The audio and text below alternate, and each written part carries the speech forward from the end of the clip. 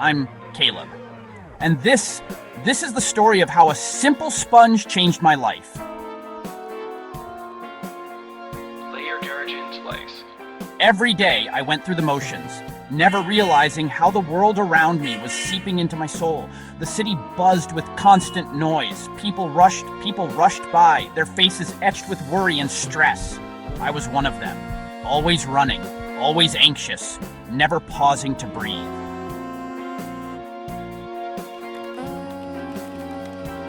Then came Ezra, a friend who seemed to exist in a different rhythm than the rest of us. Here, Caleb. Take this sponge.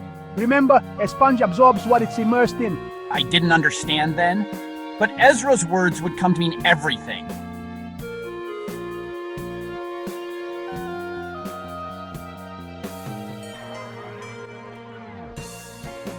At first, I just carried the sponge in my pocket, forgetting about it most days.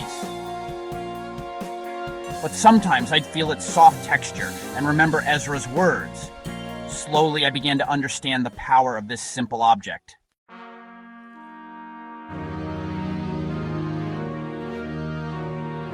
In clean water, it refreshes. In dirty water, it pollutes. Such a simple truth, yet so profound. I began to see my life differently. The stress, the noise, the negativity, I was absorbing it all. Like a sponge left in murky water, my spirit had become heavy, saturated with the world's chaos. I started to question, what if I could choose what I absorbed? What if, like the sponge, I could be immersed in something pure and refreshing? I began to seek out moments of peace, of calm. I found myself drawn to this river. At first, I'd come here for just a few minutes, watching the water flow, listening to the gentle current. Over time, these visits became longer. I'd sit here for hours, feeling the warmth of the sun, the coolness of the breeze.